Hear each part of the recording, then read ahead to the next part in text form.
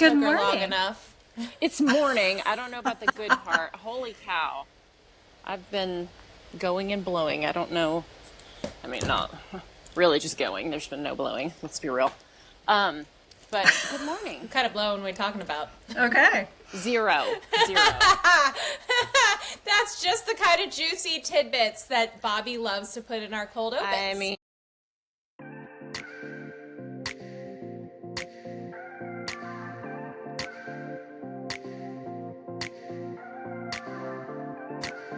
Hey friends, welcome to the Separated at Birth podcast with your hosts Katie Martin and Karen Burke-Brown. This is the podcast where we find alignment in the most unlikely places, proving that lightning can strike anywhere at any time. We'll weave together a world of middle-aged empowerment as single moms, businesswomen, and creatives. Finding alignment, navigating relationships after divorce, raising kids, building businesses in the creative space, and doing the hard work of unearthing our very best selves in the process and having a lot of mother effing opinions about it. We're so stoked to have you here, so let's go. Let's get into the episode.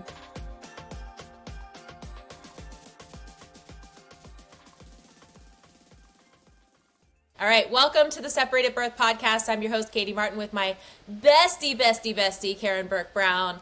We're in the house today, and we are joined by a very, very special guest, someone that has come into my life in the last couple of years. I'm so thrilled for her to meet Karen to meet her. Her story is just so inspiring. It's one of resilience. It's one of determination. It's full of all of the tough stuff that people experience in life: grief, hardship, transformation, being a single mom for a time, for a long time, having really things not go your way, and or at least the way you thought that they were going to turn out, and having to kind of pick up the pieces. She's dealt with major medical traumas in her life, traumas with loss and grief. She has transformed her body in the last couple of years, just since COVID, just really transformed herself from the inside out, upside down. I am so lucky to know her. I feel like God just tapped me on the shoulder and delivered this person into my life. I'm so thrilled actually to have Kiki meet Karen and Karen meet Kiki, because I feel like this matchmaking that I'm about to do here on our episode is going to be really, really incredible, because there's so many overlaps that are going to occur in the weaving together of Kiki kind of walking us through her story. Karen's going to be like, me too. That's going to happen. So I'm excited for that to kind of happen in real time on this podcast. Like, Karen doesn't really know anything about Kiki except what I've told you in the last 30 seconds. So Kiki Hurwitt, thank you so much for being here. You are just so graceful and gorgeous and just such a profound person. I'm just so lucky to know you. So buckle up, everybody. I feel like this is going to be a very juicy episode. It's only 9 a.m. and we were just talking about, like, do we need to be, like, maybe we need to slap ourselves in the face a few times just to kind of really get ourselves ready for what's about to unfold. But I don't think this is anything that any of us needs to be nervous or about, because the hard work's done. Everything is kind of, in the past, but it's the present lesson that we take from the past that is just so awesome. And I just feel like the three of us right now are about to roll up our sleeves and get into some dirt. But at the same time, Kiki especially has such a triumphant ending or beginning to this next era of her life, and the era that she's in right now is just one of such victory. And so I hope that feels very hopeful for all of you guys to watch and witness what she's about to go through and walk you guys through. So Kiki, thank you so much. You're so great. Thank you so much for being here. I am just blown away. Thank you so much for that incredible. I feel like crying a little. She's like, and we're done. And that's it. Yeah. Well, you're Thank such you. a boss Thank in you. every aspect of your life, from, being a businesswoman. You're just absolutely stunningly beautiful. For those, Thank witnessing and watching on YouTube and seeing her live here with us in the studio, we're just so thrilled. But more than that, the heart of who you are. Just, can you walk us through just a little bit of, like, where you're from, where you grew up, like, what, give us the broad strokes on young Kiki. Young Kiki is a Dakota ranch girl. I grew up in North Dakota. My family are cattle ranchers and bankers. Oh, wow. and grew up in a That's really an tiny interesting town. Yeah, marriage. Yeah. since the late 1800s. Wow. Yeah, That's very and Yellowstone. I like it. totally. I dig it. I would love to be Beth. I mean, you know, Right? You're Beth. We're all a little bit Beth, I think. a little bit Beth. Yeah, I swear like her for sure. But yeah, no, grew up in rural North Dakota, very small ranching town. It is so near and dear to my heart. I get to go home next week and be with all my people. Yeah, yeah. So that's young Kiki. And you still, to this day, you know, kind of run the family business from afar. You live in New Hampshire right now, Vermont. right? Vermont. I'm sorry, Yeah, I always get the that's okay. two confused. You live in Vermont now, but you kind of remote run the show, you know, from a distance. And how long have you been doing that? I wouldn't give myself credit for running the show, because what I want to say is I've got the most amazing management people in place, like truly, truly. So I mean, I'm very involved in strategy, forward succession planning, all of the operations, and how we serve the communities that we're located in. I love these communities so dearly. It is so interwoven into my DNA. But yeah, I don't run the day-to-day, so I want to give credit where credit is due, but I've been involved for years on the board of directors and full-time since 2019, kind of more in this ownership role. And prior to that, your work life was very corporate America. Very. Tell me a little bit about that, just so we can paint the picture here. Yeah, I worked for, 20 some odd years in medical risk management for a large global brokerage, as well as a few other firms along the way. Basically dealing in finance and risk management for self-funded medical plans, large companies globally, managing that risk for them, dealing with just ugly So relatively stuff. like a little to-do list, no big responsibilities whatsoever. I'm just kidding. Like, that's just a stress ball, right? A huge I think Giant. you are Beth. Everything that you're like She's such a fucking badass. Like, Am I wait a not? I second. mean, like, let's just get that out of the way. It's very, very similar. Like the parallels between, I'm like, do you know Taylor? Do you know Taylor Sheridan? Is he like Right. tapped you? He's like, actually, Right. I know a girl, and I'm gonna build this, This series whole around her Yellowstone thing was personality. just loosely based on Kiki's life. We're Yeah, just gonna right. say that. She's not not even gonna. not even close, but that's you guys are sweet. Wow. And I'm talking to two badasses, so you know. Yeah. Well, don't you feel like, your vibe attracts your tribe? And Yeah. I feel so solid in that Karen and I were meant to meet at a Yeah. specific moment in my life, where, and we'll kind of get into the relationship dramas, but I needed her insight in a way that no one else was ever going to kind of hold my hand through what I was going through, because it was so confusing, and it was so confusing, I think is the right a great word for word. it, because it just is something where you're like, but and then and so without the judgment, I mean, I had other friends that were just like, look, if you're not going to take my advice, I'm not going to be your friend anymore, kind of thing. And people never, Karen never drew that line for me, because she was like, I actually know exactly how you feel. I'm just like several years ahead of you in Right. processing through all of the things that you're processing in real time right now. That is not an accident. Not Right. an accident. Right. And that No. truly is, and I know that it sounds like, I don't know, I still to this day feel like I owe this person protection to not talk about things and to not air anything. I won't mention names. Like, I don't want to ever go there, because I feel like that's low vibe. But it is so meaningful and critical in terms of illustrating why Karen came into my life when she did, why our friendship became so vital to my existence, and why now we have this beautiful, like, future. I see our relationship as being such a core piece of my life right now. She's one of the most important relationships I have in my life. That is beautiful. We'll always be in important each other's lives, no matter what. as important No as matter what. any partner will ever be, and that's the that. level of relationship. And the reason for that level is because of that shared, Shared life Trauma. experience. When you bond by trauma. But Yeah, often I mean, you're really. bonded by trauma with people that your family, or there's sort of that familial connection with siblings or things you went through together. And it's not like that. We joke that, we are separated at birth, or we were separated at birth, but we're bonded by trauma, I think. And I think what often people do is they're bonded, but they don't heal from it, or they're in different places. And I think because we are friends, that kind of bonds us in friendship, but seeing each other heal and being at different levels. And, we talk about healing not being linear.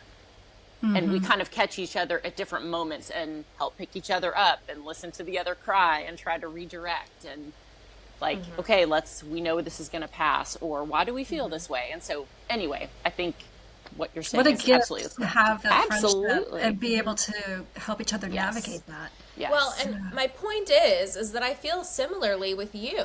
I feel like you came into my life with Saint at a time of great renewal with my business, and to have someone with such a savvy business background come into my sphere of influence with business, and to share your poise, your gifts, your advice, the way that you launched yourself, all of those things, going from like a traditional corporate America kind of a format, and then walking into something completely different and really exercising the creative muscle, and watching you bloom within that space was very good for me also to watch someone bloom again.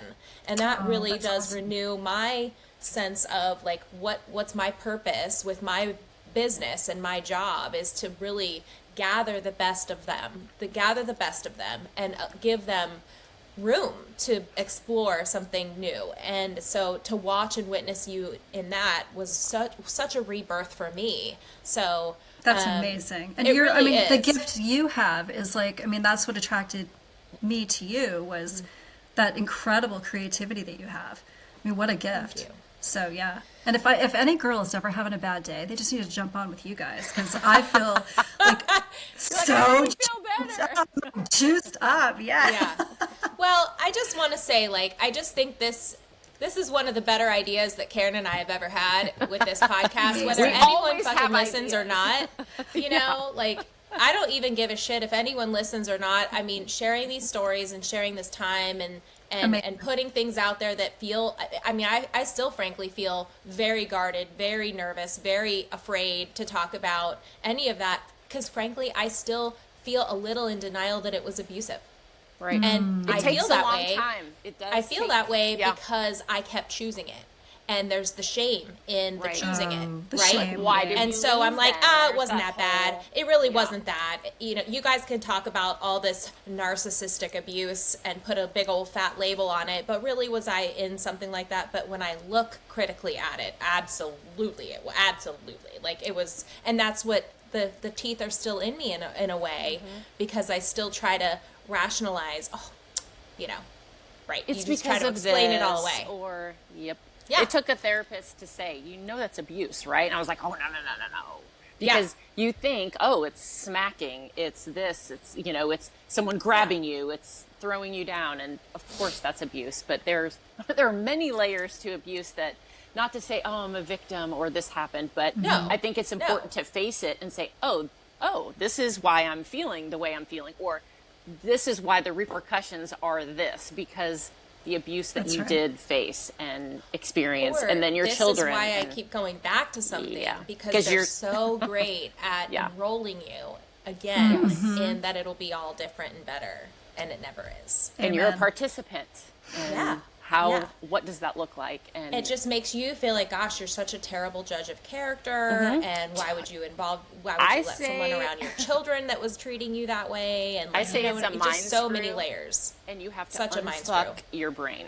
As crass as that sounds, you get twisted up in a certain way, and then you're like, you have to step back and be like, oh my gosh. And often it does take a third party or someone who is much more knowledgeable, and it takes someone who is schooled and skilled specifically in recognizing narcissism, because I was with a counselor with a partner who was totally snowed by this person who did not get it. And I'm like, oh no, oh, she doesn't see Oh, it. that's the worst. And I'm like, you're in the counseling with the narc, and I'm- the narc is snowing the I'm therapist. the Wow. bad guy. And you have these fantasies Oh, of shit. thinking, okay, we're going to go. And she's going to say, see, you're right. Like you have these ideas of what it's going to look like. And she's going to tell me I'm right and I'm not crazy. And then I'm sitting back watching it and he's winding her up and I'm thinking, oh my gosh. Oh no. So They're how did so that play out? charismatic. And, I got a new and- therapist.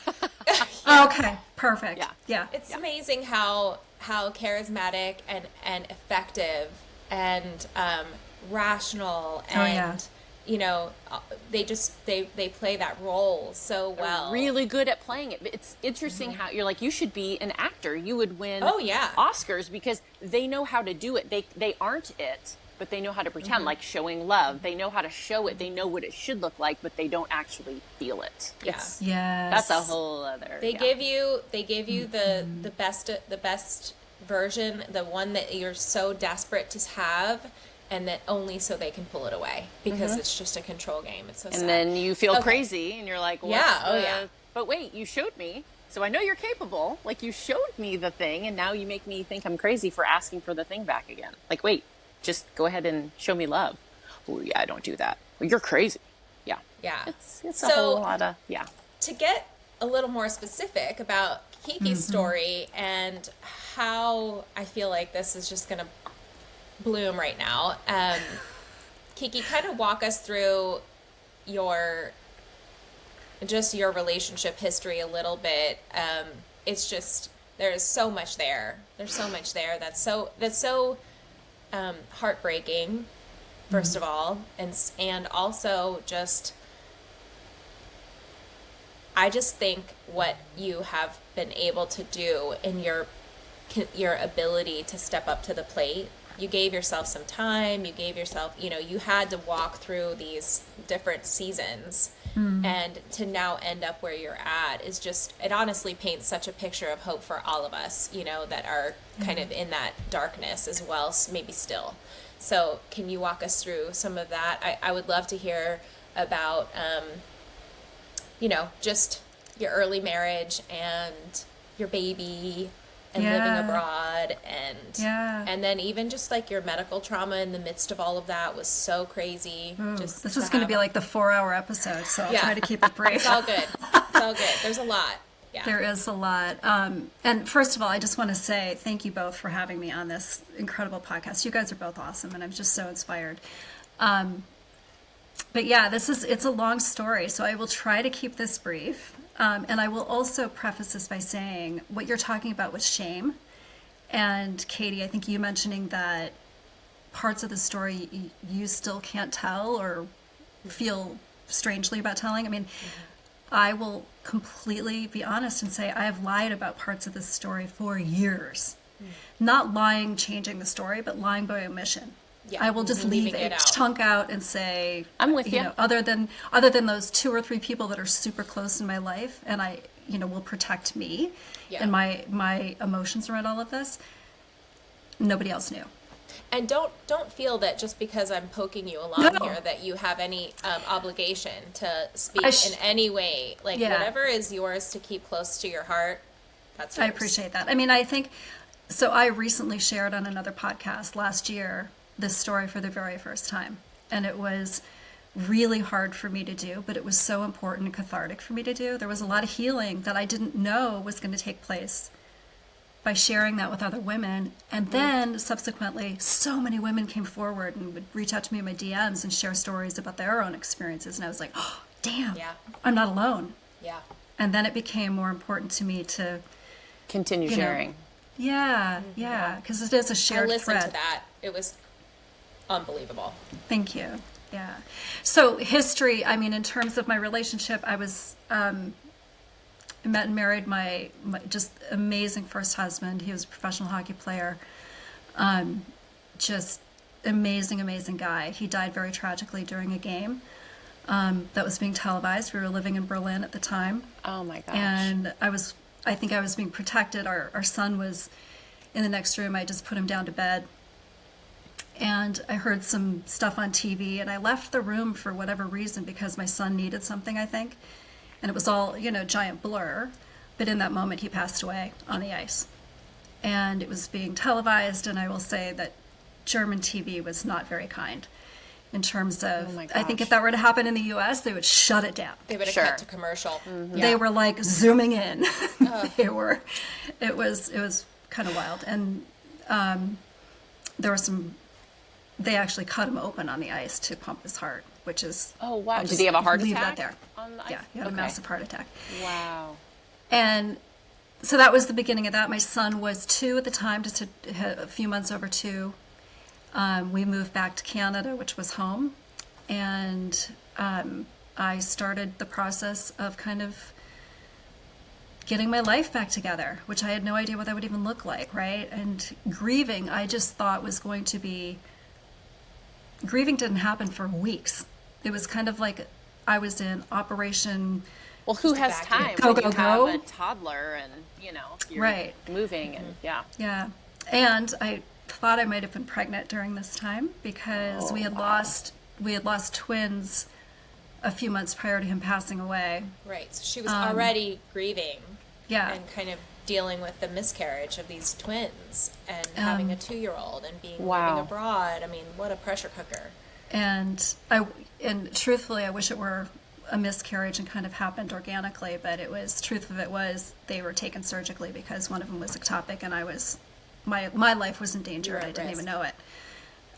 Wow. Yeah, and then so I moved back to Canada, start packing up the house, start doing all those process of things. I end up moving back to the States. I settle in Connecticut because I have employment there, and I'm able to kind of move my life in a direction that seemed logical. Right. My brother lived nearby, and was able to kind of pick up the pieces a little bit. What I didn't see coming was the narcissistic relationship. This person entered my life, and truthfully, I was so, I mean, as you can imagine, right? I'm so wounded, but I don't know I'm wounded. Right. I just am kind of like, I can do Carrying this. on. I can, I'm Yeah. a strong girl. I can, do what I Right. got to do. And it was literally just a list a mile long every day, and I just kept doing 1, 2, 3, check, check, check, check, check. I got this.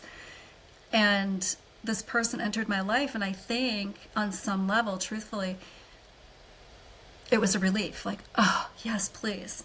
Like, Yeah. yes, Some help me help. make a meal. Yeah. Help me take my kid to the playground. Yes, help me to whatever. Be the guy. Yeah, You want to be the guy? Add Oh my ease gosh, to you my can be the life. guy. Yes. You're Yeah. looking for ease. And I just think I had resigned myself a little bit to the fact that I'd had my true love in my life. Like, I didn't love this guy. It was wow. just, do you know what I mean? Like, I didn't know, I didn't anticipate or expect that I would ever feel the level of love I'd felt for my husband for anybody else. So I was just kind of like, You just like said farewell to that, and you were like, okay, well, Yeah. whatever comes This next, works. is just what will work. Yeah. right. And I think it was just more kind of help me pick up the pieces. I just was so lost and vulnerable the entire time, of course, and being preyed upon. And Easy target. totally. And then in the midst of this, we'd moved in together and bought a house in Connecticut. And I became very, very ill, like deathly ill. I contracted mold in my lung. And I'm very handy with power tools and fixing things up. And I was taking North care of Dakota some. girl. That's right. Damn right. Was taking care of some superficial mold on a sunroom door. I had my can mask on, taking all the safety precautions, and had my power sander going just for, I don't know, not very long. And it was like really, really warm that day. It was like 90 degrees. And I had a couple of days off before I started a new job. So I'm getting all these little things done, all these little jobs around the house. Lo and behold, I had inhaled the mold and I didn't know it. Because I had disturbed it. Yeah. It was now airborne. Particulate. Oh my And I goodness. didn't Spores are realize so it. microscopic that you take the can mask off and you're Right. still in the air. Yeah. And so for whatever reason, that happens. And it was very, very quick turnaround. It was probably 24 hours. I was in a coma for 10 weeks. Oh 10 my god! Literally ate her lung away. It did. She has half a So- lung on one side, even to this day. Yeah. Like inside her chest right now, half a lung. Yeah. What? Crazy. And Coma so, for 3 months, and her little baby's like at daycare, and she's like rushed to the hospital. yeah. 2-year-old, Which, yeah. so Wow. my boyfriend at the time, he is on a business trip in Chicago. He knew that I wasn't feeling well, called his dad and said, hey, you know, I think you should check on her. And he didn't live too far away. So his dad came over, and his dad found me passed out on my sunroom floor. Oh my Oh god. my. So my word. son was at daycare. His dad gets me to the emergency room. They admit me immediately. I'm intubated immediately. The last memory I had was I'm shoving a tube down my throat and I'm coughing up blood. And I wake up, you know, a couple months later. Couple months. Months. I That's mean, incredible. Oh my gosh. Okay. meanwhile, my I told y'all. my Buckle up. my son goes to live with my my in-laws, my first husband's parents up in Montreal. Great. I mean, they are amazing. We're all still very close today. My son's now 27. Oh my goodness. And so he goes and lives up in Montreal, perfects his French. I mean, he was so stinking adorable. I cannot even tell you. Oh, Like, absolutely adorable. that's awesome. But yeah, so I was in a coma for 10 and a half weeks. I come out of this. It was several months of rehab, learning to walk again, all my bodily functions, of course. I had a fever of 106 point, I mean, I can't even comprehend that. 106 Oh, point no. something, which is brain fry. Right. I lost every hair on my body, not from chemo, but simply because my body temperature was You were cooking. so high. Yeah. Yeah. And to this day, I've got like stubble all over my scalp. Like my hair used to be really thick. It looks really thick from here, so you're doing it right. Your body's Well- like, begin again. Some good hair products. But yeah, so long story short, I come out of this experience. My son comes back from Canada when I'm ready to, you know, able to care for him again. And I absolutely fall into this relationship out of just sheer, I can't grocery shop on my own right now. Yeah. I literally. So you're totally I- dependent. Totally. And so that was a whole nother layer because he 100% was there for me during this time. Right. And he had a son who was a couple months older than my son, and he was a lovely kid. And I thought, oh, this is perfect. They can be brothers. They can have this, like, this is just, you know, this must be heaven sent. Right. But when I'm Right. really honest with myself, you guys, and I'm sure you guys can relate to this, I knew in my gut. Like if I were honest and doing like a truthful, okay, hold on a second, gut check, I knew all day long this was scary and dangerous and something was really, really fucked up and wrong. Yeah. Wow. And I just overrode it in my brain because I needed help. My family was amazing. They, of course, they stepped in. They were fabulous. My mother especially was just, the best. I have the best mom on the planet. But yeah, so that went on, and long story short, I ended up marrying this guy. This is the part that I've omitted for years because I had so much shame around it. And Did you almost feel, and I speak from experience, that like you had gotten so far into it that you were like, I can't get out. yeah, Like sure. you can't unravel it because you've said Yes. things to that person, like you've I've invested. I've invested Yeah. time, Moved you've- across country. You've tried to Yes. enroll your kids that he's good, or your family that he's good, or you know, and now it's your word on the line because you're. totally. You know yeah. what I mean? And so you have to make good on those things. You can't, it feels too awkward to backpedal and be like, actually, Yes. Right. right. A million It percent. implicates you to actually tell the truth about how you're feeling with your gut. Totally. So we continue. Unwinding, that's the, I knew I'm the same way where I'm like, I can't unwind it.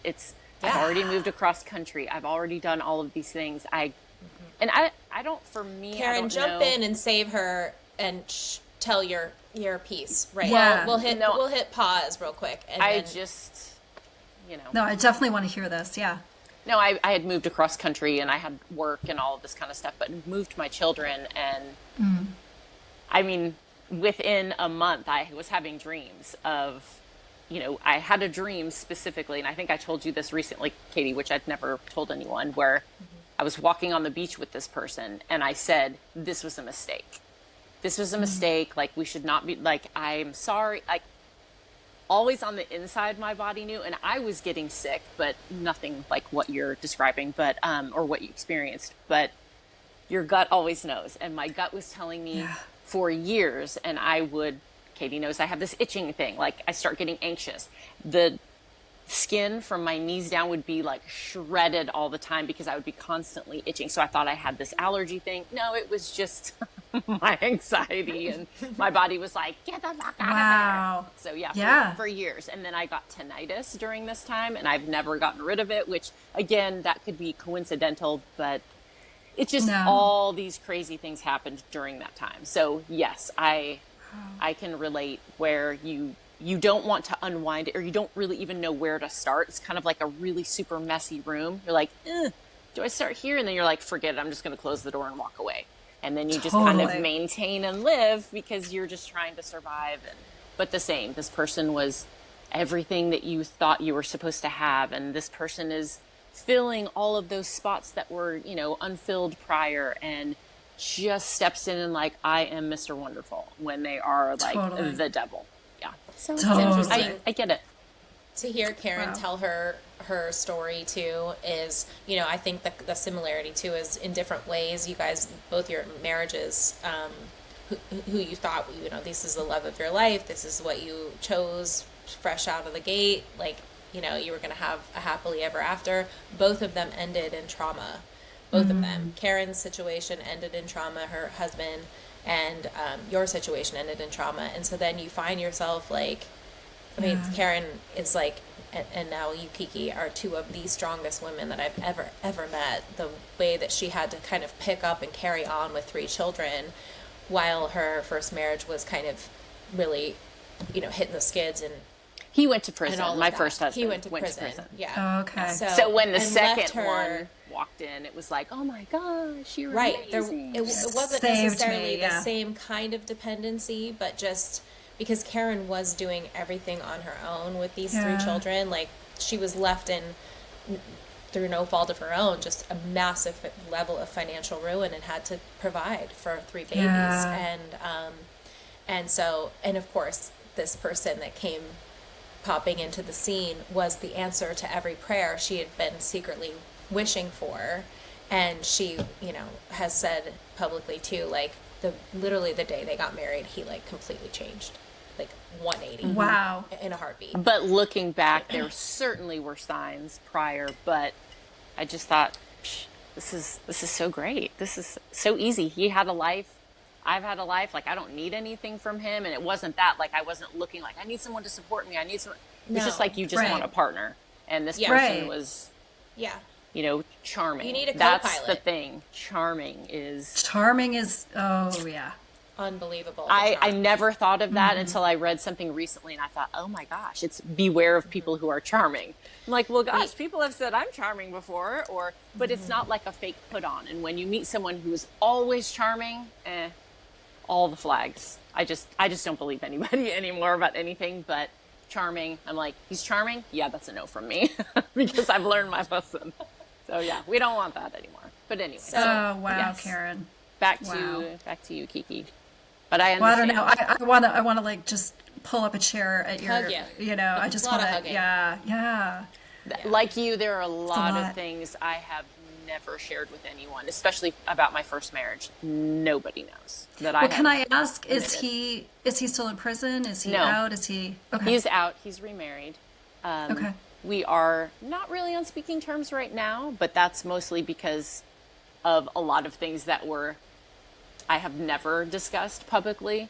That came to where I've always sort of protected this person because you're the father of my children. I don't want it's like we talk about it's low vibration. Need to shame somebody or bash them. But that's not going what this through is about. therapy and me continuously defending this person who's like, this happened and you still continue, like, you need to face this stuff that you were abused in these ways. And again, I'm like, well, you're right. And I'm like, hang on a second, let me face those things and then confront him. You did this, you did this, you did this. And yet here I am still speaking positively and, because I don't believe in doing that in front of your kids. I think that Totally. Yeah. that's not my role. That let them have a relationship, let them discover who this person is and build that relationship with him on their own. He is remarried. I'm not here to ruin anyone's life.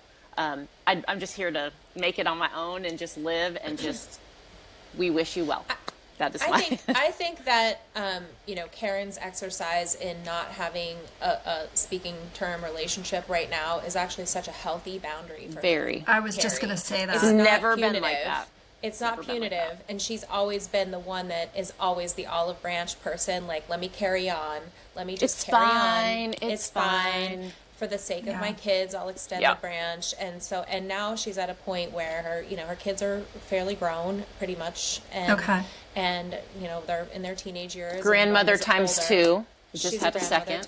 Oh my God! Yeah. You're a grandmother? Yeah. You didn't tell me. Congratulations! She had the baby last night. Oh my God! Yeah, that's incredible. What's going on? I don't have a name yet, but no names. Yeah, girl. Yes, oh God. 6.5 pounds. Like, what's that like? My babies sweet were little like thing. full on grown monster when they watermelons. 6.5 pounds. Oh my God. I'm like, congratulations, Karen. That's exciting. I know that's exciting. It's like you didn't text me. It just happened like super late last night. They took her in and the fluids were low. And anyway, so they were like, hey, we're going to go ahead and do this right now. And I was at baseball. I was like, what's happening? So I just got a picture while I was sitting here. I was like, looking, but no. Oh, that's no exciting. Name. Yes. So anyway, yes. So go, please. You have so much more to tell me. After the you're married the realization to the narcissist. that you are married to this narcissist. Yeah. How did you unravel that scenario? Well, so I think there are a couple ways we leave these narcissistic relationships. Either a long period of time has to go by and we slowly start having that recognition, or some event happens and it smacks you in the face. And that's what happened to me. Or both. Or a lot of time and then an event. That happened to me. Yeah. Okay. Fair. And this was pretty early on in our marriage. I knew something was wrong. Large sums of money would go missing. Oh, no. And I was like, well, and I'm still healing and I'm just in a dazed state from just sort of life. Trying to breathe, Yeah. I mean, literally, like just learning how to walk again. I had to learn how to walk. So I was just in a very different place and large sums of money would go missing. And I'm like, I don't get it. Where is this? Like missing and then replaced, or missing and forever gone? Oh boy. And he had said, oh, I made such and such investment or blah blah blah, and some stuff that just wasn't adding up. I couldn't figure it out until, and this is, I'm going to give you like the cliff notes here because there's probably a year and a half or so in between this, but he's on a business trip. He's gone for a full week. And I swear to God, if there are voices from heaven that are like screaming at you, get your ass and do this, and blah, blah, blah. I got I went into his computer, and this is back in the days, you had like the big TV set that's on the desk. And I get into his computer, and I figured out his password, and I saw all these Western Union transfers. And I figured out that he was hiring prostitutes. What? These were like, and this was some high-end stuff. Very, very expensive. And he's a really, really sick man. Wow. And I instantly, when you talked about scratching your legs, Karen, and anxiety, for about a year after this, I couldn't get clean enough. Oh my gosh. And I would stand in the shower and just scrub I would take a loofah and scrub my skin until it bled. My arms would have scabs. He was spending money on... My money. So he was spending money on high-end, prostitutes, essentially. And like for years. I mean, or he's just doing a lot of it because This, he's spending yeah, that and much this money. was what I'm not grateful to have discovered this, or that comes out way wrong when I say it that way, but this wasn't new. He had been doing this for years because I think I took on some blame. I mean, here I am healing. My body was broken Right. and sick for a long time. It's not like I was real sexually active. Yeah. Sure. So immediately I started thinking, okay, well, I'm to I'm not needing blame. some Right. need. Right. But Fuck that. that wasn't the truth. The truth was he had been doing this for years before me. He was just had, a really sick, Just like a proclivity sexual for hobby. addict type thing. Yeah. beyond addict. Yeah. Wow. But you would never know that meeting this person. You would just, anyway, that's They're just beside so the point. good at living the multiple facades, the characters, the roles they play. I mean, look, Yeah. everyone has darkness. I would consider that darkness, and not everyone Yeah. shows it or admits to, hey, this is a problem that I have. But Yeah. to hide it, I mean, he hid it until he didn't. And were you able He to was confront stealing. him? Well, yeah, I mean, Well, stealing. so he's gone for a week. I discovered this, I think, probably like on the first day that he's gone. So I had a week. I called in sick to work, took the week off. I feel like plotting. Oh, when I tell get you, your I affairs in went order. into like overdrive. I just went into like military game time. This is like, we're just doing shit. Right. Had the locks changed, hired an amazing attorney, had my son taken care of for the week so I could like take care of stuff. And this is what I was joking with Katie last night over text. I was like, ask me about Oh yeah, Gorgonzola. ask about Gorgonzola. She said, ask about Gorgonzola. So here it is. I'm asking. So I'm not proud of this, but here's the deal. You can imagine the rage a woman feels when she discovers this, right? Unimaginable. Being, doing something once, let alone with someone that he paid for, Chronically. and right. Yeah. And Right. yeah, and the information I had at this point was like voluminous Yeah. and disgusting and sick, right? So I found a great attorney, and I asked him, I said, I need to get rid of his stuff. Like, I need it out of the house. And I said, he's like, look, you can do that. And he knew how rageful, I was feeling. He's like, you cannot burn, you cannot cut, you just can get rid of. And I said, well, that leaves a whole wide range of stuff I can do because I am just jack pumped full of rage. Oh God. So I go to the store and I spend about $500 on black hefty bags and dairy products. And, Short of just taking a pee on it, that's pretty good. I mean, so I got eggs, I got milk, I got shit tons of Gorgonzola. I mean, like the grocery store was Stinky probably cheese. like, why do you need an entire cart full Wheel. of Gorgonzola? Like, Like that's it's a not divorce normal. party.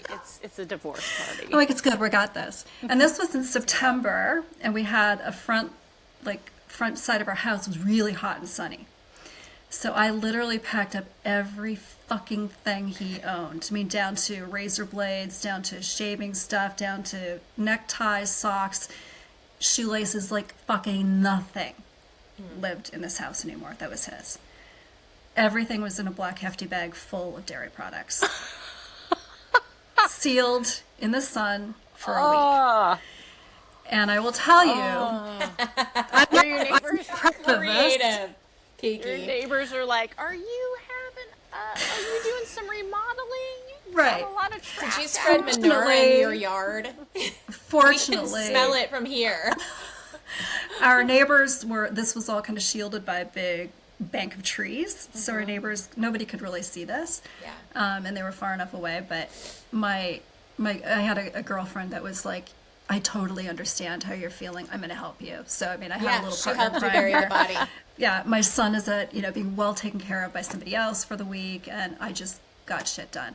And there was a part of that, I'm not proud of this. Like, that's a really shitty thing to do to somebody, but there was a part of me that just needed I to, would like, be all right have with some it. sort of, like, I feel super clean about that. She's like, I'm a classy bitch. Okay, we go Gorgonzola. We go Brie. We go fine cheeses. We go farm raised hens. Okay. That's right, yeah. That's right. These are cage Quail birds. eggs.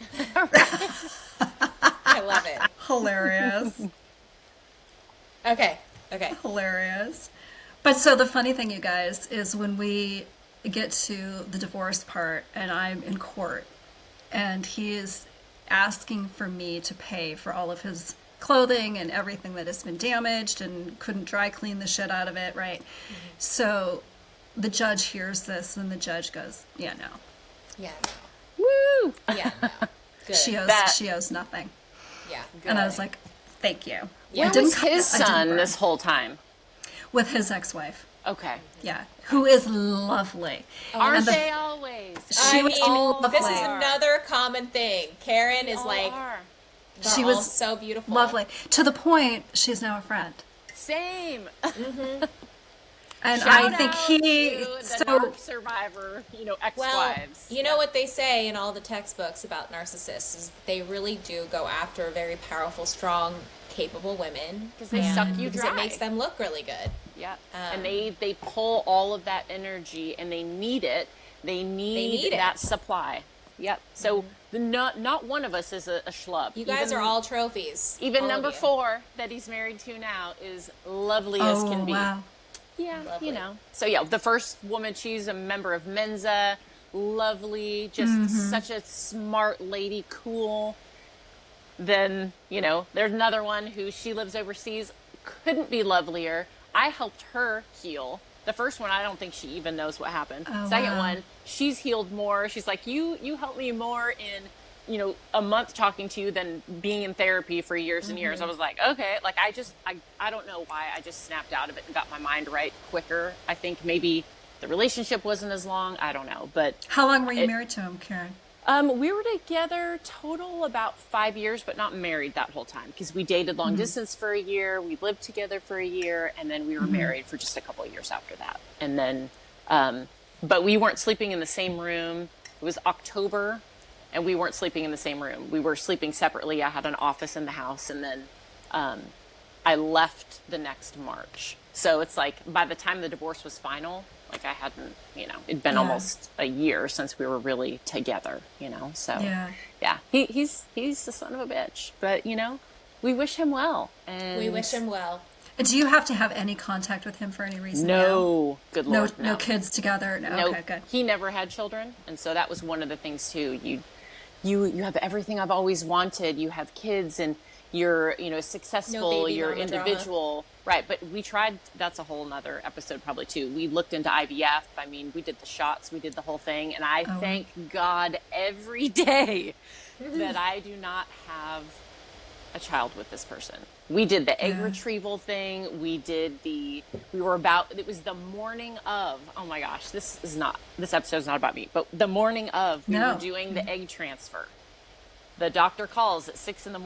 and says, hey, that I think we had like 8 eggs or something, and they do the fertilization and then only 2 were viable, and then they wait, I guess, until like, okay, how do they look the next day kind of thing. And he called and said they're no good. They're no good. We're not going to transfer. And on the phone, and I just said, oh, I'm so relieved.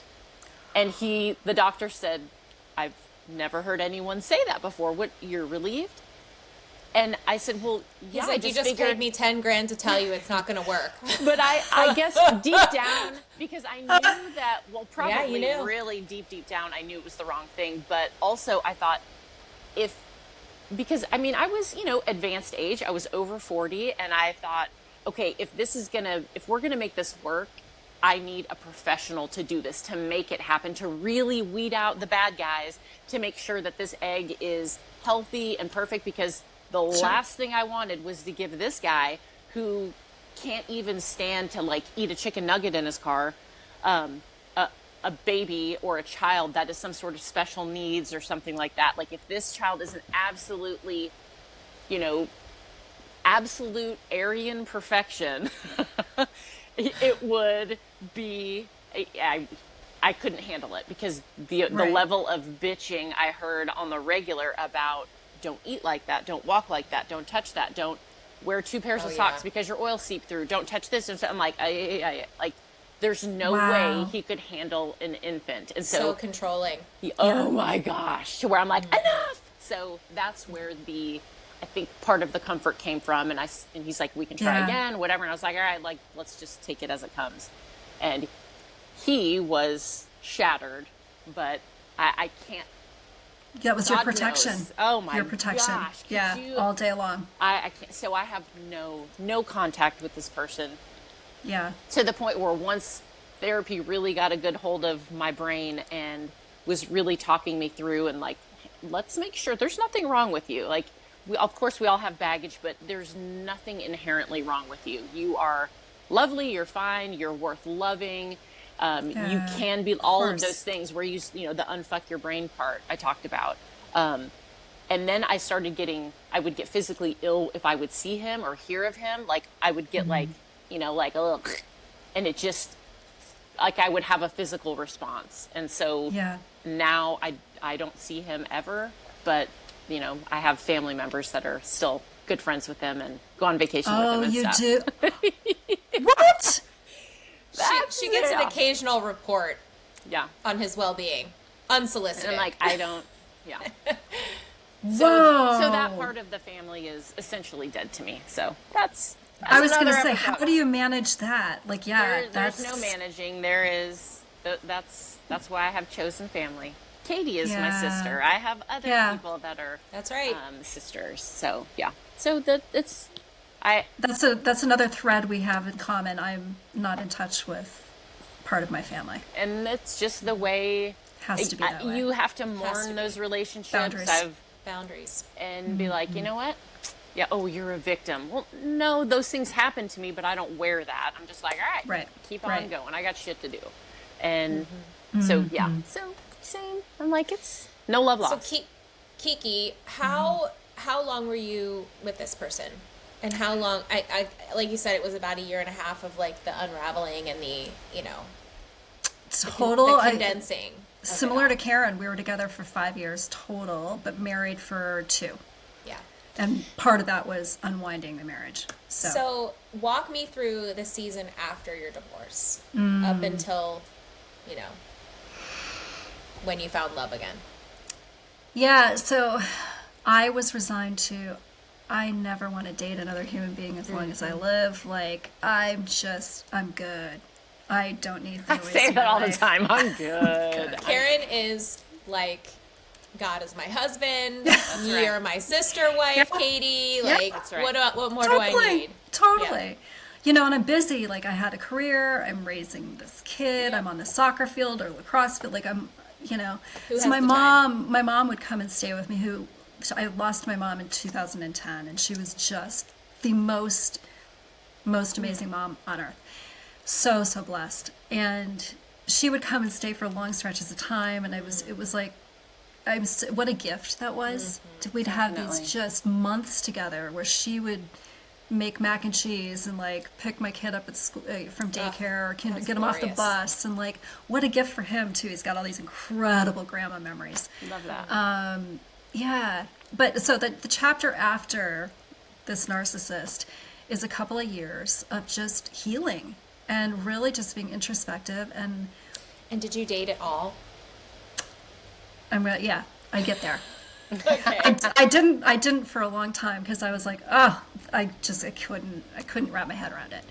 And how do you tell somebody that story? You know, so that's where the omission piece came, because you start to feel shame of, I've been married twice. Absolutely. Yep. And people don't give you any credit for the fact that he died, so it wasn't my fault. You know, like. Oh yeah, Karen still wears that stupid coat. Yeah. The 2 coat. Yeah. Yeah. Who gives a shit? Well, but people judge you. We live in a. There must be something wrong with you if you've been married twice. Yeah. Yes. Of course. Yeah. Of course. Yeah. Yeah. So, people say that about Halle Berry. Like, she's had all these relationships, and they're like, she's Halle fucking Berry. How do you leave Halle Berry? You know, like, there must be something wrong with her, which is so fucked up. You know what I mean? She just hasn't met the right one. Well, she has a guy now, but anyway, you get what I mean. Like, that was just a thing that the talk was. It's clearly her. You know. No. So a couple of years go by. I used to do these Friday night sort of dinner parties. Not dinner parties. It was kind of like just pizza, spaghetti, whatever. So my kid could have his friends over, and they'd be in the basement playing games and whatever, and I would have adult, a lot of wine going down, and just fun. And my girlfriend sat me down. She's like, look, there's this thing called Match.com. You've got to do it. I was like, oh, hard no. Hell no, I'm not doing that. Well, long story short, there was enough alcohol that happened that night. So we put together this profile. We're laughing. We're like, la, la, this is great. And I never made it public until the next morning. I was like, what's the worst that could happen? Like, why not? My real name isn't on there. You choose like a username. Like, it seems somewhat safe. And long story short, I spell checked and then made it live. And I had more fun than I can even describe. Oh, great. I had a great time. That's awesome. And I never made a connection with somebody. Like, but I went on some fabulous dates. It just ended up being really cerebral discussions, and I met some fabulous men. But by and large, there was no chemistry until I met Dave. And the story with Dave is we met on Match.com. I had taken my profile down for a while, popped back up one day. He reached out. It was a Sunday afternoon. And for some reason, I felt comfortable giving him my phone number. Mm-hmm. And we talked for 3 hours on a Sunday afternoon. And the caller ID back then said his last name. And I was like, well, that's funny. I went to boarding school in St. Louis. I was like, well, that's funny. I went to school with a girl named Laura Hurwitt. Couldn't be the same Hurwitt family. So I just dismissed it. So the next night we decided on a Monday night after work, it was the only night I could get a babysitter and that I didn't have soccer or something going on. So we met for drinks. That turned into it was like 3.5, 4 hours. I kept calling the babysitter. I swear to God, I'll pay you triple. I will be home soon, blah, blah, blah. We discover that we knew, well, so let me back up a little bit. My birth name is Karen. Oh, wow. And my nickname since I was a tiny, tiny kid was Kiki. And all through my corporate career, I ditched Kiki. I thought I wanted to be an attorney. And thought, well, who's going to hire an attorney named Kiki? So when I got to college, I was like, I ditched it. So there are whole periods of my life where people only know me as Kiki, had no idea my real name was Karen, and vice versa. And so during my corporate career, it was always Karen. So Dave figured out I went to high school with his sister in St. Louis. Oh my Crazy. gosh, I love that. So he figures this out, and he calls somebody that we mutually know and is like, do you know Karen Healy? And they're like, no idea who Karen is. But I do know at Kiki, I think it's the same person. How And funny. so this whole story comes together, and when he shows up for drinks that night, this whole story spills out. He had figured it out. Wow. And I was like, holy shit, I don't know whether I should run or Or this the was- universe being Pull like, up Yeah. a chair. oh my gosh, I love awesome. that. And oh my gosh, So- we have the same name. What? Yeah. That's Yeah. wild. Oh my A lot of separated at birth happening up in Right. here today. A lot of We don't common call it the threads. Separated Birth Podcast for nothing, people. Right. My gosh, that's Common amazing. threads. Wow. Yeah, And so and how he long is ago was a great that? guy. That was 2007. We Wow. met on that date. We were engaged in 6 months, married in 10. Never looked Wow, back. that's mean, it's- amazing. I will say, when you know, you know. I believe that. Love He that. is. I have that It was gave me almost chills. like the I love feelings that you retired about the feelings that you had for your Totally. first husband. Yeah. It was like, oh, I remember how this feels. And there are sad again. so many little stories here that I, too much to share here. But do I believe in divine intervention? Yeah, I do. Yeah. I do. As people will call me woo-woo and think I'm nuts for saying that out loud, but I swear on my life. It's interesting. We're all Karen and I connected. have this deal that it's like if we're still single and we're empty nesting, we're gonna get the house at the beach and we're gonna be the Golden Girls, Awesome. And I think I'm actually older than most of those girls on that show now. I know. But- What's funny like still. Grace and Frankie? Yeah. I Right? love Like- Grace and Frankie. I love that show.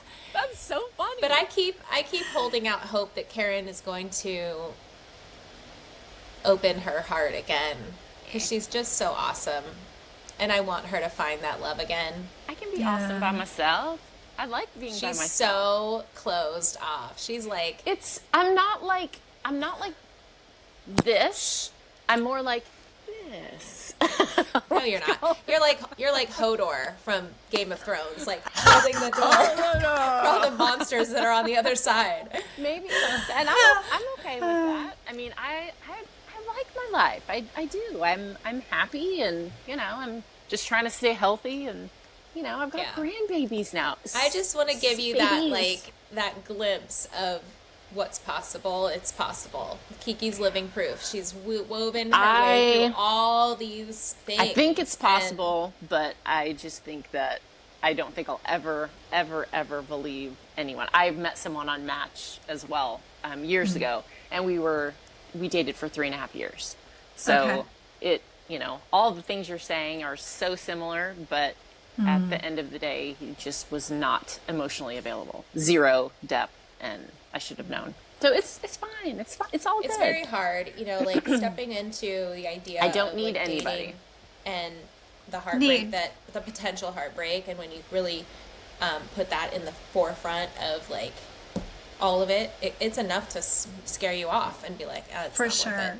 Not worth I it. think, and when you're ready, if and when you're ready, it'll appear. You'll attract that into your life, right? Mm-hmm. I mean, I don't believe that this is an accident, right? You guys attracted each other. Certainly I feel not. like, so I think Certainly you just not. keep following that. It's more, I just don't trust anybody. It totally takes your ability to trust away, because when someone does the things and acts, like says it and does it, you're like, okay, this is great. This is the person they say they are. And at the end of the day, they're not. So it's okay. It's okay. I think for me, it was learning to trust my gut again. Mm-hmm. And I was really hyper aware when I met Dave that the alarm bells weren't going off. And when I was checking in with myself, it was like a hard hell yes. Yeah, My that's father great. always used to say that if the answer isn't clearly yes, it's no. It's a no. Like if it's not Yes. a big fat yes. It's yeah, yeah. If it's not a fuck yes, it's a hell no. hell no. And Yeah. that's pretty much how I am now. both of you guys are just have so much to offer and whatever. And Katie, I don't know your full story. I hope I'll hear that at some point. But I just think when you're ready, it shows up. Will you just talk in this last little segment about your health journey and your health transformation, because that really has catapulted you into just a different sector in terms of like your life online, your life on Instagram, kind of this whole idea of going from this corporate America, lifestyle and being a mom and and now she's got this whole other like space that she's exploring and absolutely fucking crushing it. I have no idea what I'm doing, Katie. It's amazing. It's really so cool to watch, and you are such a creative too as well. You have this very cerebral, very the finance, the family business, the corporate America background. Like you've got all of that in your talent pool, and now you've got this beautiful runway to be super expressive and creative and helpful. I mean, in service of women, and just and basically taking your body and your healing and your heart, and you've literally transformed your outward your meat suit is a complete different meat suit than it was just a few short years ago in terms of your just self-care, and then by being very public about that transformation. I mean, our society is obsessed with transformation. I don't care if it's a makeup before and after, or a weight loss before and after, or a home DIY, or whatever it is. We are just obsessed with transformation. And I think that's kind of part of this podcast as well, is like saying, okay, how have we navigated being single moms? How have we navigated relationships? How have we navigated careers? So this piece of your story is also so relevant to everybody listening, all 5 of them. Your mom and your mom. Hi, Mom. And my dog. It's okay. It's okay. We're going to be Jay Shetty one day. It's fine. I love it. Oh my gosh. Yeah, I mean, so long story short, a couple of years ago, I went to visit my doctor, and I was in the throes of menopause. My weight was significantly higher. I had about 50 pounds to lose, and my cholesterol was quite high, and I was pre-diabetic. And they were like, we can start you on a course of some insulin, and that will help things to move along, blah, blah, blah. Well, both my parents were severe diabetics in their late 40s for the rest of their lives. It just didn't know any better, right? They didn't have the information to understand that it really was a lifestyle that had caused those comorbidities. And I knew better. I didn't know how. I didn't know what I needed to do. I didn't have the education. I didn't any of those things. But I knew where to go to get some answers. And my bonus daughter, Claire, is an online fitness coach. She's extremely knowledgeable. And while she's only in her 20s, she is light years. And she was really supportive in helping me to understand just how important fitness was. And not just fitness, right? But like lifting heavy weights. I had never picked up a barbell in my life. Dumbbells, sure. But I mean, total game changer, right? But the thing I wasn't willing to do was to follow macros. And she was a big believer in macronutrition. And I was like, that's a hard no. That feels restrictive, weird. I don't have time. I can't wrap my head around it. And long story short, I had applied to work with a online coach during COVID called the Wonder Woman Official. And Michelle McDonald is a very gifted transformation coach, primarily working with women over 40. And I had found her through an article I'd read about her mom, who is Train with Joan on Instagram. I love Train with Joan. She's fabulous. I love her. I follow her as well. I fell in love with Joan, and I said I had to reach out, figure out. So I had done that, figured out that her coach was Michelle, and ended up applying to her program. It was like applying to Harvard. I'm like, I'm never going to get in. I spent the whole weekend crying, like my whole life story. You had to write it on this, the application was intense. And they called and they said, we love your application, but we're full. We can't take you probably for about a year. And I was, oh my gosh. You're like, but I really need this rigorous. right now. I do. And this was probably like June or so. And in that period of time, and this is looping back to my narcissistic second husband, I have a protective order for my life with this guy, right? It's not quite, I don't know if it's the same as a, no contact, whatever, but it's anyway, they granted that to me. Not that it's enforceable, I have no idea. Long story short, I had gotten a promotion at my corporate job. And it's a big, big corporation, so they announce it by email, whatever, and there's a list of all the people that have been promoted in whatever department, whatever. And I'm going through the list, and I see his name. He works for the same company? I didn't fucking know this. Did he work there before when you guys were together? No. Oh No. my gosh. So I absolutely have a moment of like, oh shit. Yeah. Not that we're in different offices, different states, whatever, but when I was living where I had formerly lived, could we have run into each other? Oh yeah, for sure. And it just freaked me out so much. So at the time, I was in the midst of deciding, do I want to leave my corporate job? I'm really burned out, like super, super burned out. It's misaligned with who I want to be. I don't know how to get to that future identity. I don't even know who she really is yet, but I just know this is not me. And that was the day when I saw his name. I'm like, that's a sign. Yeah. I'm fucking out. See ya. Wow. So I gave my notice the week later. So I was giving them 2 months notice. My last day on the job was September 10th. September 11th, I get an email from the Wonder Women. We have one spot open October 4th. Can you take it? I'm like, it's a sign. Yes. And they just taught me One so door closes, much. another open. It's just amazing. That's incredible. It's just mind-blowing kind of when I look back and all the little things that lined up. And I'm not a group activity kind of girl. I'm super independent. I'm super kind of introverted. And I fell in love with this cohort of women that I was a part of this transformation work with. Like we would meet online. We would, I started my Instagram to it was a private account just to here's me doing deadlifts like a fucking moron in my basement. I have no idea what I'm doing. I look ridiculous.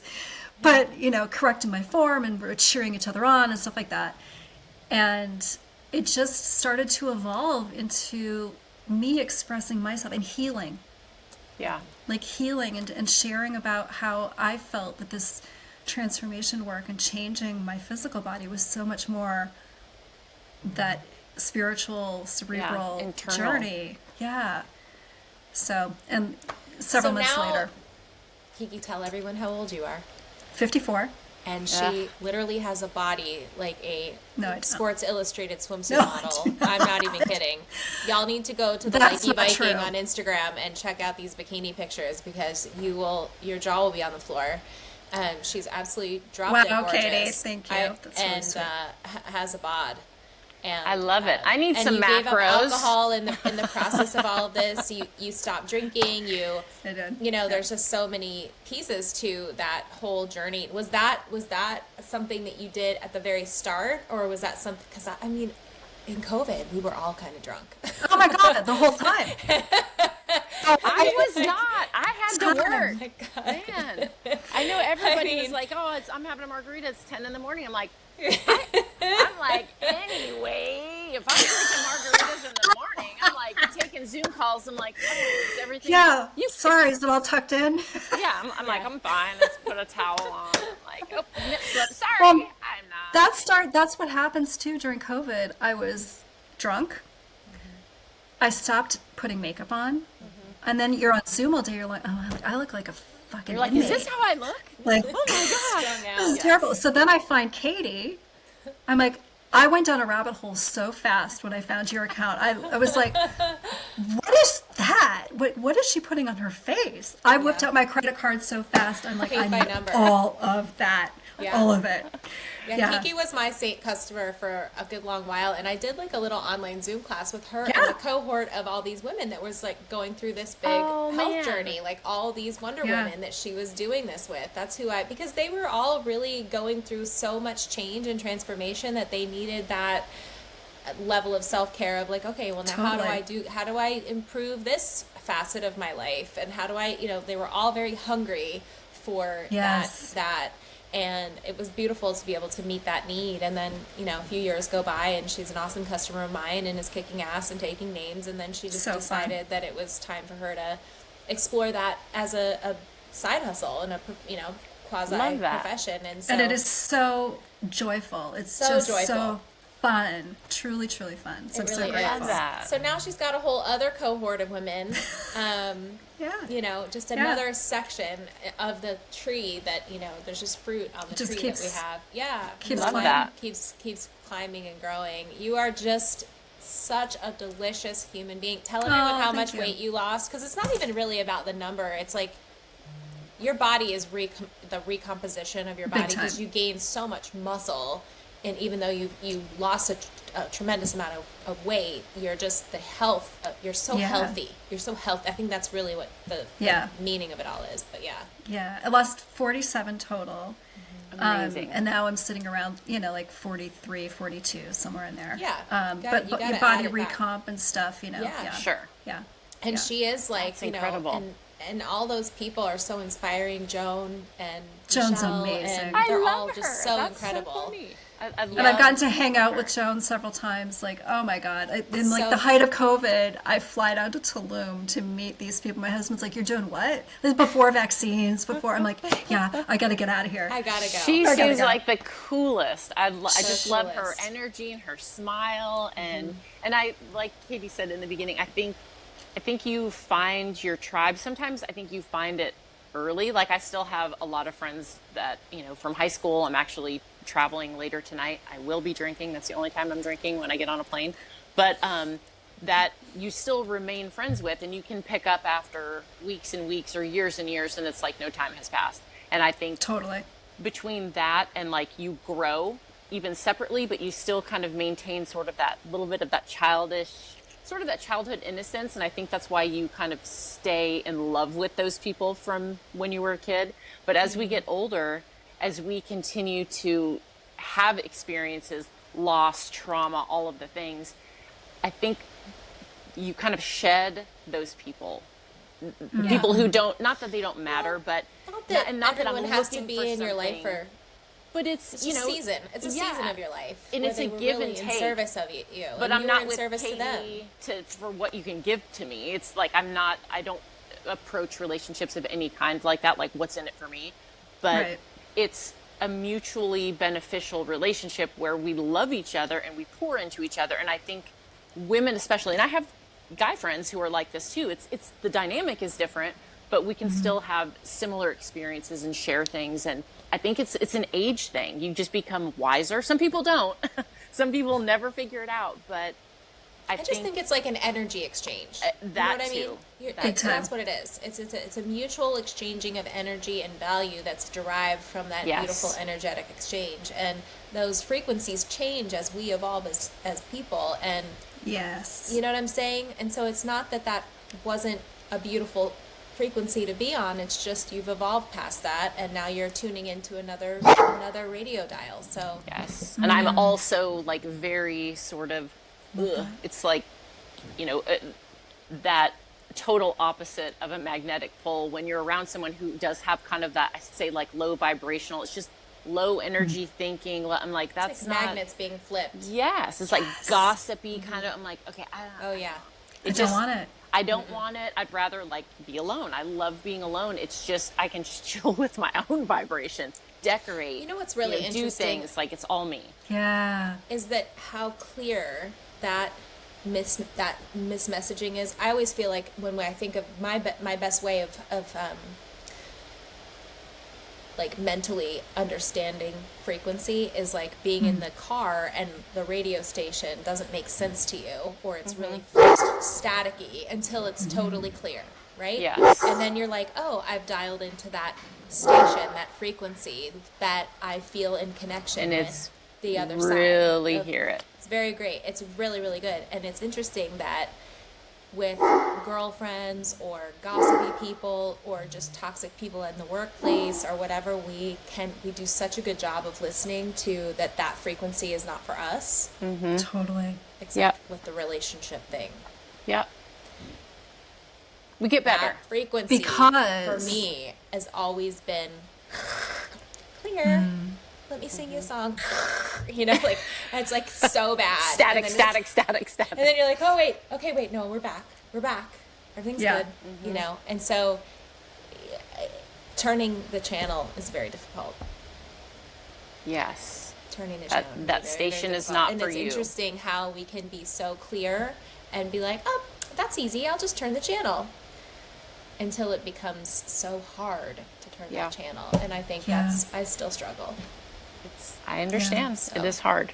It's hard to see it. Kiki, what would you like to leave our audience with today? I love asking this question because I think one of the things that I have used, the 3 questions that I apply to myself all the time is how do you want to be seen, how do you want to be heard, and what do you want to leave people with? And so I think I see you so clearly and beautifully, and you've articulated and I think shown up so awesome, as you always do. So you've been heard, but what would you like to leave people with? Authenticity. I think when we can be, and it's not easy to do, you guys. It's something I struggle with every single day. Fear of showing up on Instagram is an example. But what will people think of me? But when we're really tuned in to that authentic part of ourselves, everything around us changes. Right? Because we can trust it. That's the other thing. When we're truly, truly tuned into that vibration, that authenticity code. People don't realize that your vulnerability is your superpower. Yeah. The minute that you're willing to allow the real you to come through and you risk speaking up and showing that side of you, that is the most contagious energy that you could ever have. Totally. If you're looking to connect with other people that are just like you and to find your tribe, it's like the seas of people just part and then the right people just come right to you because it's like the penguin call, you know? Yeah. It's like the penguin call. They're all squawking and there's like hundreds and thousands of them, and then they find their song and they find one another. And that is really and truly what it is about, even in the stank of social media, you know, it truly is. It does have a stank. It can be, but again, it's your mindset. It's how you, what you feed into it is what you will get back.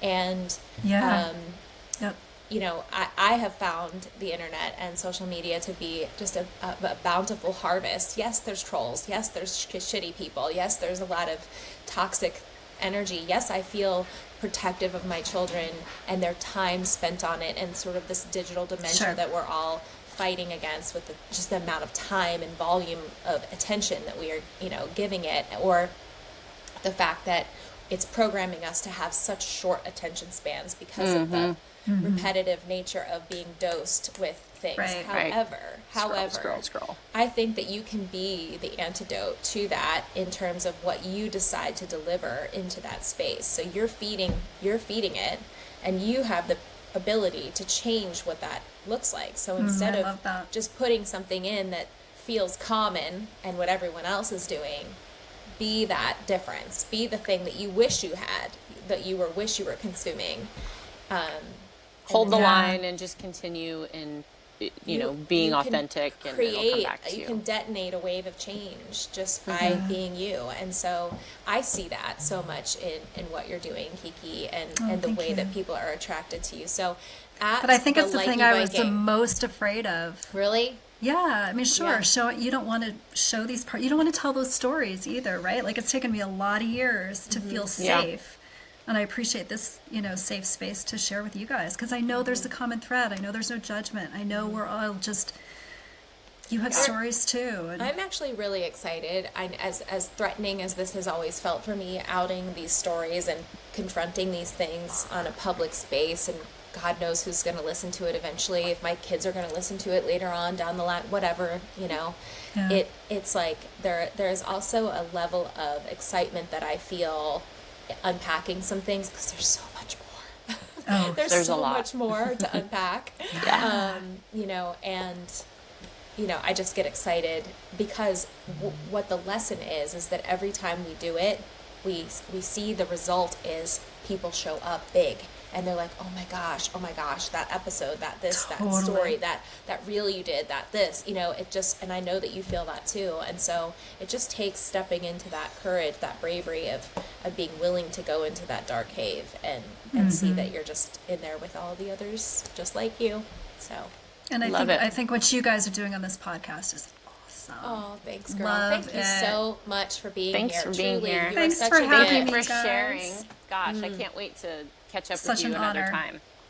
For sure. So we'll I put, would of love course, that. in the show notes, like your Instagram account and how people can find you. Is there anything good. else other than just IG where they can find you, or anything you want to mention? Or That's the main space I'm playing in right main now. space. I've tried TikTok. I'm not sure I love it. yeah, me neither. I Who don't can know. figure it out? I can't figure it out. Time. I just, Yeah. I don't One have thing time. at a time. Yeah. That's right. Instagram Okay. is where I spend a lot of time. You're the best, Kiki. Thank you so much. Thanks We for just having me, you enjoyed guys. every I'm so moment. inspired by you both. So thank you so much for having Love you, me. girl.